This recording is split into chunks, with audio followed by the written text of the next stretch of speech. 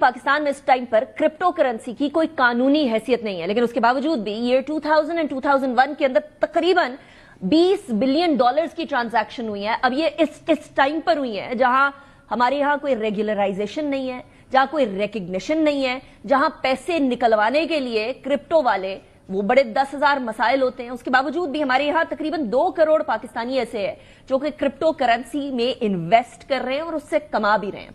अब हुकूमत पाकिस्तान ने यह सोचा है कि इस मामले को जरा रेगुलराइजेशन की तरफ जाया जाए, और रेगुलराइजेशन ऑफ क्रिप्टो करेंसी ये बड़ा मसला बनी हुई है। 2013 में जिस टाइम पर ये आई थी, नमूदार हुई थी, तो लोगों ने बड़ा कहा था कि क्या बला है, और पाकिस्तान में अभी भी हम यही सोचते हैं कि क्या बला है। पर at the end of the day हमारी यूथ का फ्यूचर इससे एसोसिएटेड हो सकता है, क्योंकि इसी टाइम पर जो स्पेशली फ्रीलांसर्स हैं, स्पेशली जो डिजिटल अरीना के अंदर काम करने वाले लोग हैं, वो इससे बहुत ज्यादा मुस्तफीद हो सकते हैं। इसका शायद अभी हमें अंदाजा नहीं है। इसी हवाले से पाकिस्तान क्रिप्टो काउंसिल बनी है, एंड आई वाज वाचिंग, एक बड़ी इंपॉर्टेंट जो डेवलपमेंट हुई है उसमें वो ये है कि सीजी, जो कि एक बिग क्रिप्टो जायंट के तौर पर आप उनको देख सकते हैं, वो पाकिस्तान के इस टाइम पर स्ट्रेटेजिक एडवाइजर बन गए हैं इस पाकिस्तान क्रिप्टो काउंसिल के।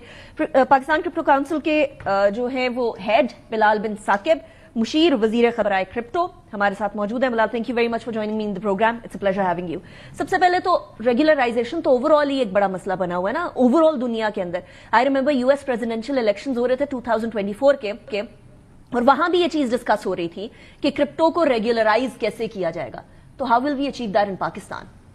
देखिए, पूरी दुनिया इस वक्त इस नई टेक्नोलॉजी को एम्ब्रेस करने की कोशिश कर रही है। जिस तरह आपने राइटली कहा कि पिछली जो यूएस की रजीम थी that was anti crypto, but आते साथ डोनाल्ड ट्रंप ने कहा कि we want USA, we want America to be the crypto capital of the world. That's a very big statement. उन्होंने आते साथ बिटकॉइन को अपने स्ट्रेटेजिक रिजर्व में डाला। अब इसको समझें, उन्होंने अगर अपना स्ट्रेटेजिक रिजर्व बिटकॉइन को उसको इंडोर्स कर दिया, इसका मतलब है कि उसने गोल्ड, डॉलर्स, उस सब को बिटकॉइन जैसी वैल्यू दे दी है, क्योंकि वो समझते हैं कि मूविंग फॉरवर्ड बिटकॉइन की प्राइस ऊपर जाएगी और इससे आप हेज कर सकते हैं इन्फ्लेशन।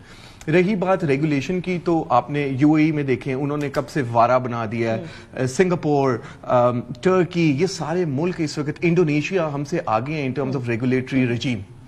लेकिन हम लोगों ने रेगुलेटरी रेजिम के ऊपर ऑलरेडी काम शुरू कर दिया। अभी क्रिप्टो काउंसिल को बने हुए तो कुछ ही हफ्ते हुए हैं, लेकिन have you already started working on it, and what are our aims? के हमारे यहाँ अक्सर ओवर रेगुलराइजेशन भी हो जाती है ना मामलों की। करेक्ट। देखिए, ओवर रेगुलराइजेशन जो है ना वो इनोवेशन को किल कर देती है। तो हम जो साइलोज में काम हो रहा था, तो ये बॉडी एक व्हीकल बनी है to bring all stakeholders together. हम जो वर्किंग हुई है अभी तक वो सारी लें, और फैटेफ रूल्स के साथ, क्योंकि आप ये भी समझें कि हम बड़ी मुश्किल से फैटेफ की लिस्ट से बाहर निकले। ठीक है, अब अगर हम ये नहीं करेंगे तो there is a risk for us to go back इन।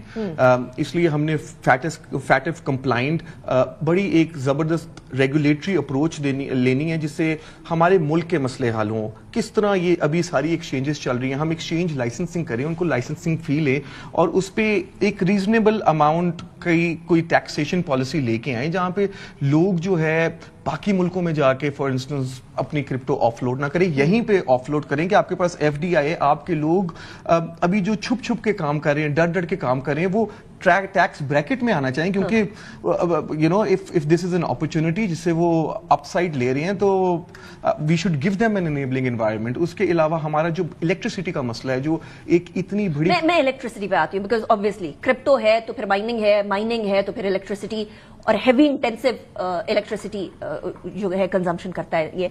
लेकिन मेरे लिए ये एक सवाल जरूर है कि हमारी बहुत सारी अमाउंट या पैसे या फॉरेक्स जो है वो क्रिप्टो के जरिए ब्लैक मार्केट से बाहर जा रही थी, और आपने फैटिफ का भी जिक्र किया, वो रेगुलराइजेशन भी हमारे लिए बहुत जरूरी है। How are we going to ensure, क्योंकि क्रिप्टो का पर्पस यही था कि गवर्नमेंट्स किसी तरीके से इसके ऊपर हाथ ना डाल सकें। सो हम कैसे इंश्योर करेंगे कि हम वो वाला दरवाजा बंद कर दें जो ब्लैक इकोनॉमी के जरिए बाहर जा रहा था? देखिए, अभी तो हमारे पास कुछ भी नहीं है ना, अभी हम कुछ भी नहीं कर रहे। तो पहली तो ये पॉजिटिव चीज हुई है कि there is an intent and there is a body जो कि इस सारी रेगुलेशन पे काम करेगी। दूसरी, आपका क्वेश्चन बड़ा अच्छा है। ये देखिए कि बड़ी एक ना बैड पीआर है क्रिप्टो की। आपको पता है ग्लोबली 0.024% ट्रांजैक्शंस जो illicit ہوتی ہیں وہ کرپٹو کے تھرو ہوتی ہیں. ابھی بھی سارا majority is through banking and cash. یہ بیڈ پی آر ہے کرپٹو کی, کیونکہ انیشلی آف کورس یوز اگر کیا گیا, بٹ ود ٹائم جو ٹرانسپیرنسی ہے اور ایسے ٹولز آگے ہوئے ہیں جہاں پہ آپ فیٹف کا یہ ایک ٹریول رول ہے کہ جس سے سارا ڈیٹا, یہ جب تک ہم ریگولیشن ہی لے کے آئیں گے, یہ ایکسچینجز اور یہ جتنی ٹرانزیکشن ہو رہی ہیں اس کا ڈیٹا گورنمنٹ کے ساتھ شیئر ہی نہیں ہو سکتا. تو ہم آنکھیں بند کر کے بیٹھے رہیں کہ جی اس کا بہت زیادہ نقصان.